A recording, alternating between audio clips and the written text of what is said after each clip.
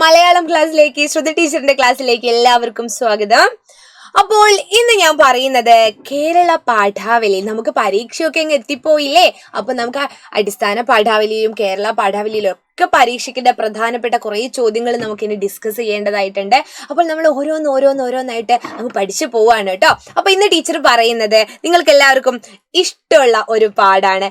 കീരി കീരി കിണ്ണെന്താ കിണ്ണത്തിലിട്ട് കുലിക്കിത്ത. കേട്ടിട്ടില്ലേ? കുരിപ്പുഴ ശ്രീകുമാറിന്റെ അല്ലെ, നമ്മൾ ആ പാഠഭാഗമൊക്കെ നിങ്ങൾ പഠിച്ചതാണ്. അപ്പോൾ എന്താണ് ഇന്ന് ടീച്ചർ കുറെ കുട്ടിപ്പാട്ടുകള് നിങ്ങൾക്ക് പറഞ്ഞു തരാം. ബാക്കിയുള്ളത് നിങ്ങൾ ശേഖരിക്കണം കേട്ടോ. ഇന്ന് കുറച്ച് കുട്ടിപ്പാട്ടുകൾ നിങ്ങൾ പരിചയപ്പെടുത്താൻ വേണ്ടിയിട്ടാണ് ടീച്ചർ വന്നിരിക്കുന്നത്. ഇനിയുള്ള ക്ലാസ്സുകളുടെ ലൈവ് ക്ലാസ് ഒക്കെ നിങ്ങൾക്ക് കാണണമല്ലോ. അപ്പൊ ഒന്ന് വാട്സപ്പ് കമ്മ്യൂണിറ്റി ഗ്രൂപ്പിൽ ജോയിൻ ചെയ്യാത്തവര് നമ്മുടെ ലിങ്കില് കയറിയിട്ട് വാട്സപ്പ് കമ്മ്യൂണിറ്റി ഗ്രൂപ്പിലൊക്കെ ഒന്ന് ജോയിൻ ചെയ്യുക. എങ്കിൽ മാത്രമാണ് ലൈവ് ക്ലാസ്സിന്റെ നോട്ട്സും പരീക്ഷയുടെ ക്വസ്റ്റ്യൻ പേപ്പറൊക്കെ നമ്മൾ ഡിസ്കസ് ചെയ്യും കേട്ടോ. അതൊക്കെ നിങ്ങൾക്ക് കിട്ടുള്ളൂ. അപ്പൊ ലൈവ് ക്ലാസ്സിന് എല്ലാവരും കൃത്യമായിട്ട് അറ്റൻഡ് ചെയ്യുക. പരീക്ഷയൊക്കെ നമുക്ക് അടിപൊളിയായിട്ട് എഴുതണ്ടേ. ഇത് നമുക്ക് കുറച്ച് കുട്ടിപ്പാട്ടുകൾ നോക്കാം. നമ്മൾ എപ്പോഴും കേൾക്കുന്ന ഒരു പാട്ടാണ്.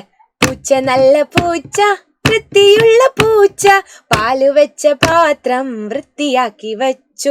നമ്മൾ സ്ഥിരമായിട്ട് കുഞ്ഞുനാളിലൊക്കെ ഇങ്ങനെ പാടി നടക്കുന്ന ഒരു പാട്ടായിരുന്നു അല്ലേ. അവിടെ ഒരു പൂച്ചയൊക്കെ ഉണ്ട്.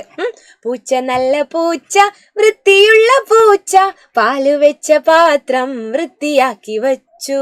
പിന്നെ ഉണ്ടായിരുന്നു ഒരു പൂച്ചപ്പാട്ട്. കൊച്ചു പൂച്ച കുഞ്ഞിനൊരു കൊച്ചമളി പറ്റി കാച്ചി വെച്ച ചൂടുപാല് ഓടിച്ചെന്നു നക്കി.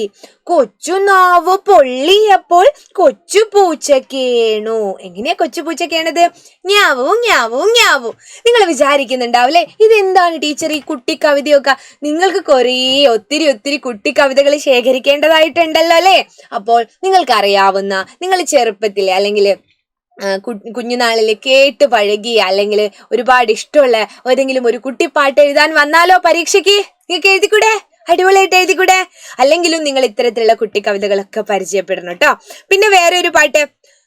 കൂക്കൂ കൂക്കൂ തീവണ്ടി കൂകിപ്പായും തീവണ്ടി കൽക്കരി തിന്നും തീവണ്ടി വെള്ളം മോന്തും തീവണ്ടി രാപ്പകലോടും തീവണ്ടി തളർന്നു നിൽക്കും തീവണ്ടി വെയിലത്തോടും തീവണ്ടി മഴയത്തോടും തീവണ്ടി വേഗം പായും തീവണ്ടി ഹ ഹ ഹ ഹ തീവണ്ടി.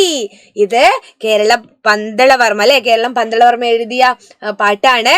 ഒരു കുട്ടിപ്പാട്ടാണ്. നമ്മൾ ചെറുപ്പത്തിലേ പാടുന്നതാണ്, കേൾക്കുന്നതാണ്. പക്ഷെ അതാരാണ് എഴുതിയതെന്നൊന്നും നമുക്കറിയില്ലായിരുന്നു അല്ലെ. അതുപോലെ അയ്യപ്പന്റെ അമ്മ നെയ്യപ്പൻ ചുട്ടു കാക്ക കൊത്തി കടലിലിട്ടു മുങ്ങാ പിള്ളേര് മുങ്ങിയെടുത്തു തട്ടാ പിള്ളേര് തട്ടിയെടുത്തു.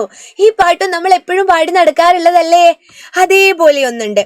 നാരങ്ങപ്പാല് ചൂണ്ടങ്ങ രണ്ട് ഇലകൾ പച്ച പൂക്കൾ മഞ്ഞ ഓടി വരുന്നൊരു പൂച്ചക്കുട്ടിയെ ചാക്കിട്ടു പിടിച്ചേ.